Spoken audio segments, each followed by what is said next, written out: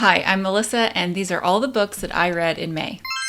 I ended up reading 8 books in total, 1 DNF, and 2 books were actually not indie books, but I'll still share those with you because they're for other book clubs that I am a part of. Unfortunately, out of all the reads, I did not have a 5-star this month, so maybe this month, who knows. First up was Hunted by Wolves in Shadow. This was actually given to me as an ARC. I knew that it was a Little Red Riding Hood retelling. Kind of went into it blind other than that.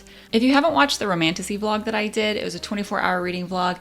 I actually talked about this book in that video and I give more details about it there. However, just know it's a very good book. I was surprised by it. It wasn't as spicy as I thought it would be, which actually I think lent itself to more deeper storytelling, and I really enjoyed it. I loved the characters. The artwork at the end of the book really brought everything kind of to life, and yeah, I really enjoyed it. I gave that one a 4-star. I'm not really going in any particular order. I'm going off of my list that I have on my computer.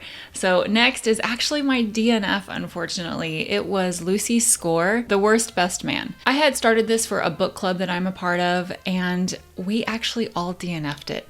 I don't know what it is about this book in particular. The writing wasn't there for me. I was really confused on a lot of things, and it was hard for me to get into the story. So I did DNF this one. I've given Lucy's Score, I think, 2 shots so far. I'd like to give her a 3rd to see if she's redeemable. I don't know, she just might not be an author for me, and that's okay. So next was Blood Orange by Karina Hale, and I have actually never read anything by this author before, so I kind of went in blind, not knowing what to expect. At first, I really enjoyed this story. It was between a vampire and a witch, and she was actually tasked to kill him, and it ended up being that they were star-crossed lovers in a way. They had found each other over and over again in life, and the whole story was actually really cool. Unfortunately though, it was ruined for me because of the spicy scenes were pretty cringe, and I just didn't feel the connection. Neither did my mic. I talk with my hands a lot, sorry. I knock my mic over. I just didn't feel the connection between the characters very deeply, and that really left me lacking with this book, unfortunately. We have Heartless by Elsie Silver. This is the second book in the Chestnut Spring series. I enjoyed it, and yet I didn't.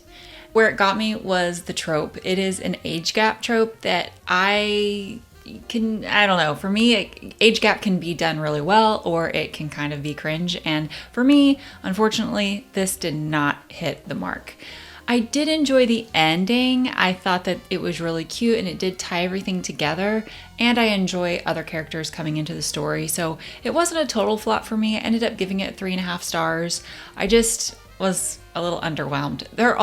It's very spicy. So just so you know, it is a much spicier book than the first one. Then we have The Graham Effect by Elle Kennedy. This is the first one in a series that she's doing. It's kind of like I don't know if you want to call it the second generation, but it's the kids of the characters in like The Deal and like the off-campus series. I enjoyed it. I thought it was just a good solid read.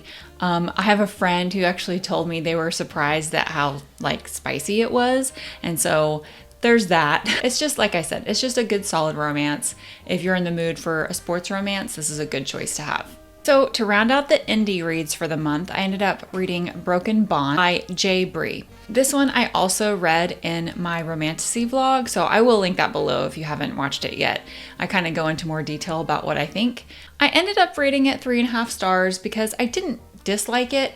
I enjoyed the premise, and I think I will end up reading the second one just to see what happens. It does leave on a cliffhanger, and so it kind of pulls you in. Then we have 2 books that I read this month that are not indie, but I did want to share them with you guys anyway, just because, I mean, why not? We're all readers, right? So first is The Stranger I Wed by Harper St. George. It's really beautifully written, and so if you're looking for just a good, solid Regency romance, I really recommend this book. And so last is Funny Story by Emily Henry. I'm not the biggest Emily Henry fan, but I did like this book. There were some parts where I thought the main character was a little whiny, but other than that, the male character loved him. I thought he was awesome. Really enjoyed his character in the book. But also because she's a librarian in the book and I'm going to be a librarian, that was kind of fun. I did enjoy that aspect of it. I ended up rating it 3-star, but I think as I've reflected on it, I would probably end up rating it like 3.5 or 4. It is a good, just solid story, and I enjoyed the characters. It was my 3rd try with Emily Henry, and she did redeem a lot of my, previous things that I didn't like about her writing. So yeah, that one was not indie though, but obviously. So that wraps up May. Hope you guys enjoyed it. I will see you in the next video. Thanks for watching.